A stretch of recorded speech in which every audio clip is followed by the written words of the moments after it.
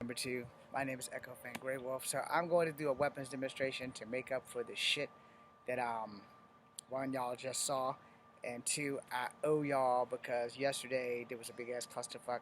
I'm also having technical difficulties. I do not know if y'all got to see the video I did last night, but hopefully you did. So before I get started, I'm gonna put these scarecrows and shit back where they belong, and then I'm going to do some weapons demonstrations. And yes, it's the same old bullshit you've seen before. So we're gonna kill a little time and make sure that I do that shit. And again, if you watch the video that I just done, your body positioning and knowing how fights work is probably gonna be the most important thing you're ever gonna learn in your life. And I mean ever in your life.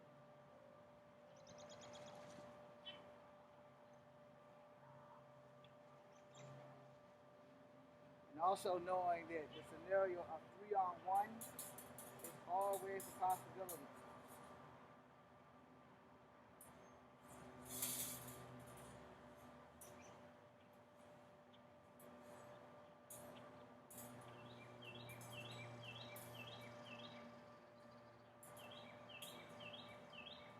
Yeah, I really gotta save up some money and get some Bob.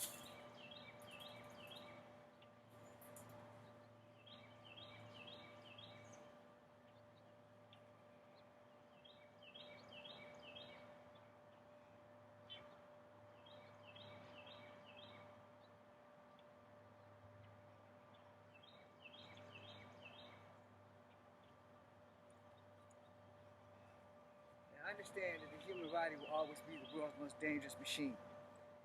And you control that machine. The I who control the human body controls the destiny of man. I can control my body, and I can control the right person's body in the right fight at the right time.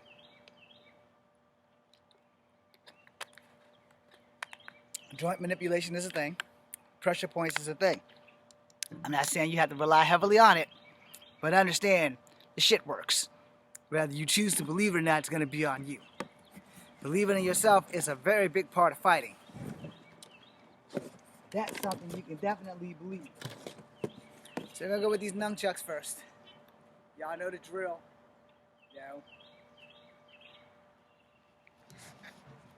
You understand the drill of nunchucks.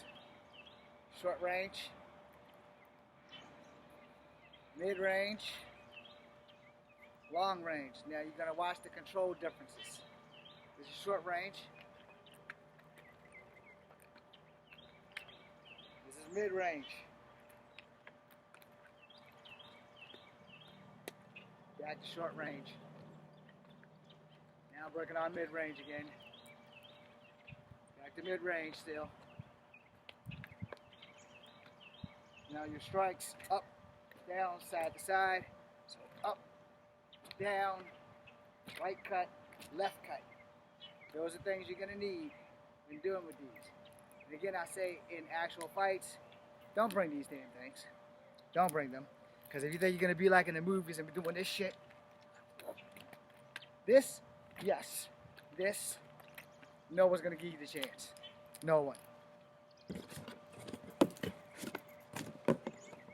I don't just say this shit because I like repeating myself. I want to keep people safe when they're doing martial arts. And you're not going to do these, whether it's doing Kali or Kempo. You're not going to get the chance in a fight to actually do that. Do not toss your weapon. Do not let go of your weapon. Do not twirl your weapon. All this movie shit is for movies. You see how my right hand just let that shit slide all the way out? That's what's going to happen when you do that. And when you get into a fight and you have one stick and the other person has two, your stick's on the ground. How much of a chance you think someone's going to let you pick that shit up? They're not. So you better know that shit going in. So when you get there and that asshole decides, hey, let's go. You don't need to do that. You just take your fucking fighting stance. Because the second that you fall into this little whirly trick, he's going to get you. When you get your goddamn hands racked, they can be broken. Your hands are the easiest part of the human body to break, and so are your feet. So if you're throwing a kick and I block this bitch, or I block this bitch because you're throwing a round kick, you're like, ugh. But this one here, This is going to be on your foot. Boom. That's going to be on your knee. Whew. Same goddamn time. So I'm going to make sure that I do damage to you. And while you're sitting there doing this, these sticks are going to be eating your ass alive. So again, this, no. Fighting position, yes. Alright, so we don't have a lot of time because it's 6 o'clock. So we're going to do a couple more weapons. I'm going to call it.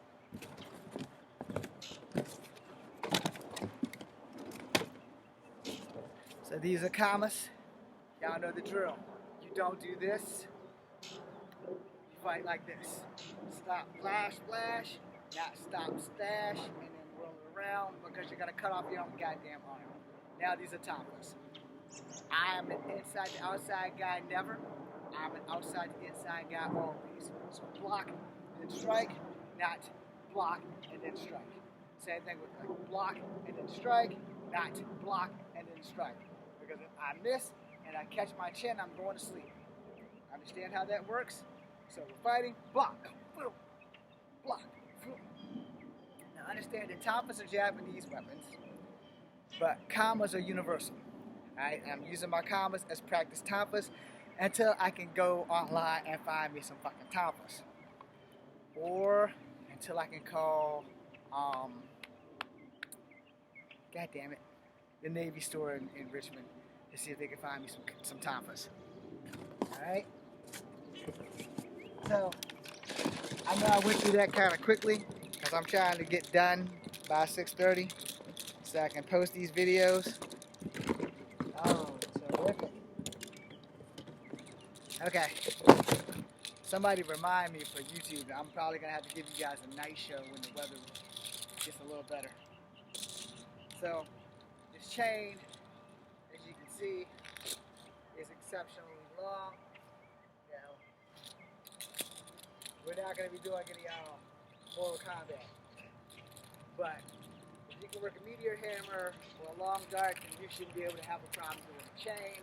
I cannot work the meteor hammer or the long dart because I don't remember how it works. But there are people who do. But the chain is still the same principle. You know how to stop your weapon with your body. Control the distance.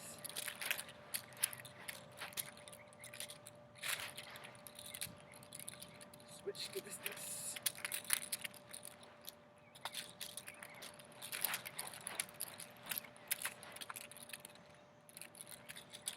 To be honest, with the long distance weapon, you probably aren't going to have to do too much footwork.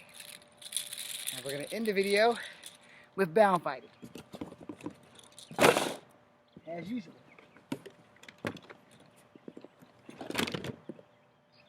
I'm going to do the do's and don'ts. And you're going to get your thrills. And I'm hopefully not going to do any spills. Again, understanding how fighting works is very fucking important.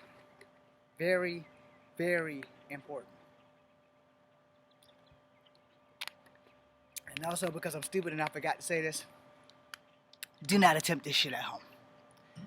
Alright, so, first the don'ts. The kicks you are not going to do when your hands are tied. Alright, got that? That.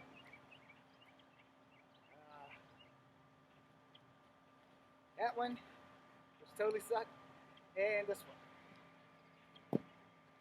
Because once your hands are tied, your balance is done. You're going to need that balance.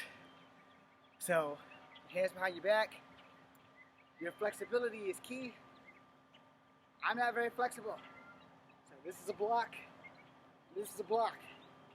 I'm in deep shit. Understand that shit. So, I need to know my exit strategy. I need to be able to get the hell out. Alright? So this is not an exit strategy. This is me trying to do something stupid and not land on my face. This is why you don't do this. And when you go back and watch that, you're going to see the big fucking difference at that kick. Alright? So, inside to outside crescent kicks and front kicks are what you are going to use. And side kicks when your hands are bound. Inside to outside crescent kicks, which means your door's over there, you're kicking him left-legged over that way. So he's coming, boom, he's over there, you pop your hips, you run that way. Same thing with that side, inside to outside crescent kick, the door's over there, boom, he's going that way, you're going that way.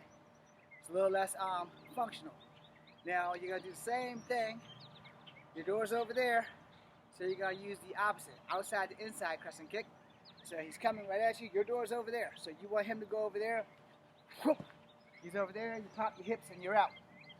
Alright, same thing, your door's over here, you want him to go over there, outside to inside crescent kick, whoop, he's over there, you're out of here. I understand how this works. You do not want to kick your opponent into the way you have to leave. Now for front kicks and side kicks, alright, he's running at you, boom. Yeah, you can keep front kicking him all day long.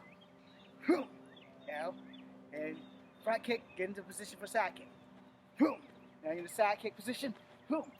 You know, you can do that all day if you have to engage him. I prefer you do the first shit and do not engage because your hands are tied. As I said in the video earlier, he who fights and runs away lives to fight another day. I believe Storm Shadow said that in one of the G.I. Joe episodes. I'm not going to swear to it, but anyway. If you do that, you have a better chance of actually surviving the fight and getting the fuck out of Dodge. Alright?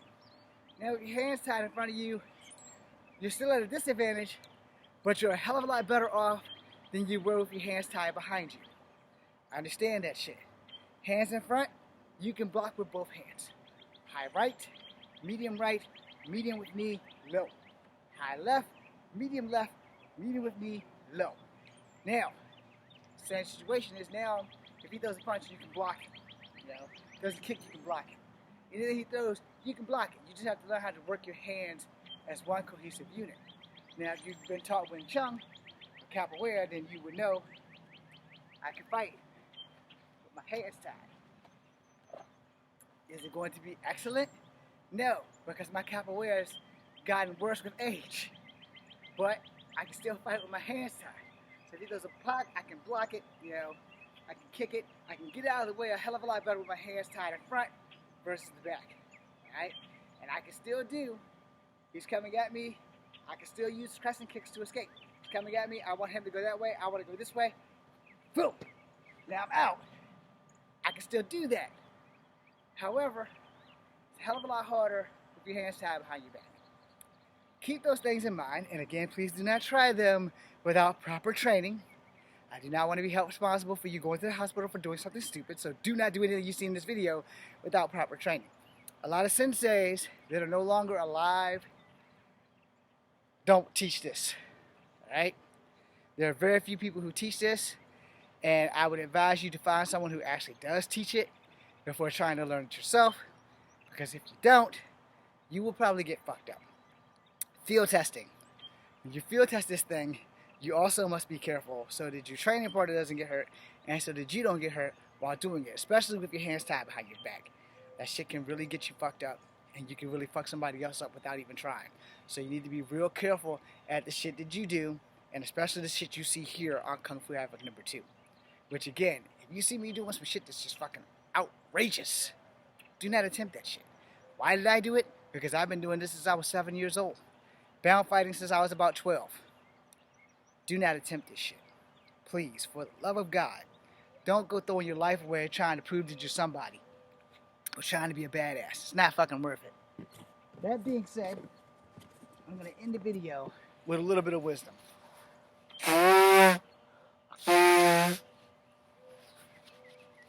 If you have to fight someone, you are not fighting for a victory. You are fighting to survive. You're not fighting so that you can tell everybody on the fucking block that you beat the baddest guy on the planet. No. You don't want to do that. You're fighting so that the baddest person on the planet doesn't unalive your ass while you're fighting. Especially if your goddamn hands are tied. You are the weapon. This is what controls the weapon. If you lose your head, you lose your fight. If you lose your breath, you lose your fight. Anybody who can't breathe can't hurt you. Those two spots are the throat and the sternum. When you take a drink, where that stops is where you don't want to get hit at. Don't ever forget that shit.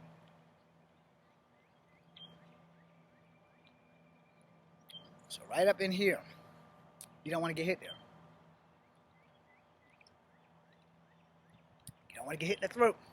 Collapsed larynx works miracles of death. And worse than that,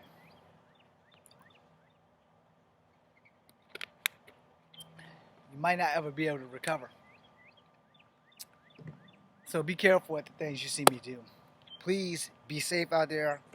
Do not practice unsafe martial arts.